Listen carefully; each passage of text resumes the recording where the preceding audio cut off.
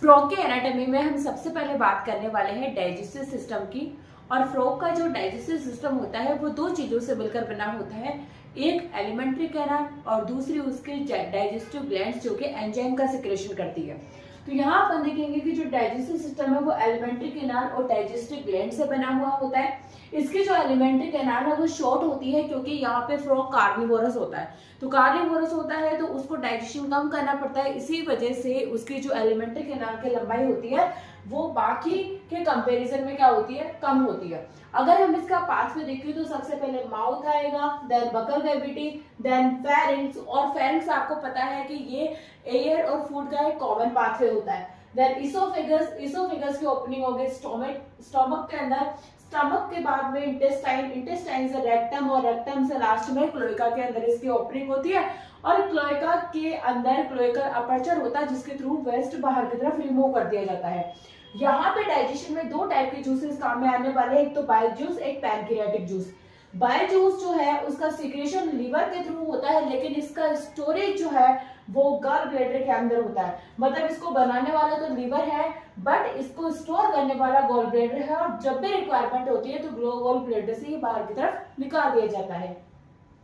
फिर है pancreatic juice, और पैनक्रियाटिक जूस का सिक्रेशन पैनक्रियाज के थ्रू किया जाता है। तो यहाँ पे हमें दो चीजें ध्यान रखनी है, एक तो बाइल जूस और एक पैनक्रियाटिक जूस। ठीक है। देन उसके बाद देखना कि बाइल जूस इमल्सिफिकेशन करता है किसका, फेट का, मतलब फेट को डाइजेस्ट करने का काम करता है। और पैनक्रियाटिक जूस यहाँ पे कार्बोहाइड्रेट और प्रोटीन के डाइजेशन में हेल्प करता है। अब हम बात करते हैं कि ये फूड का डाइजेशन किस तरीके से करेगा, पूरा प्रोसेस देखते हैं। तो यहाँ पे फ्रॉग के पास बाइलोब्ड टंग होती है, उस टंग की हेल्प से ये फूड को अंदर की तरफ कैप्चर करता है। फिर आपको पता है कि इसका फूड को जब ये कैप्चर करेगा तो माउथ, माउथ के पास buccal cavity, then pharynx, oesophagus, then stomach. जैसे ये स्टमक के अंदर आता है तो स्टमक के अंदर स्टमक की जो वॉल होती है उसके सेल के द्वारा HCl एसिड यानी HCl और कुछ गैस्ट्रिक जूसेस का सिक्रेशन किया जाता है। ये HCl और गैस्ट्रिक जूसेस मिलकर फूड का डाइजेशन करते हैं, पर कंप्लीट डाइजेशन यहाँ नहीं कर पाते हैं। तो पार्शियली डाइजेस्टेड जो फूड बनता है उसको अपन बोलते हैं काइम।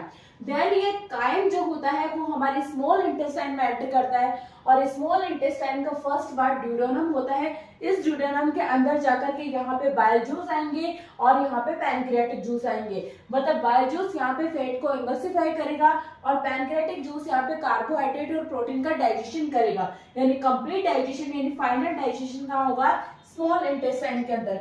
इसी के बाद में ध्यान रखना कि इसी इंटेस्टाइन के अंदर कुछ जो है विलाइस प्रेजेंट होते हैं, फिंगर लाइक विलाइस।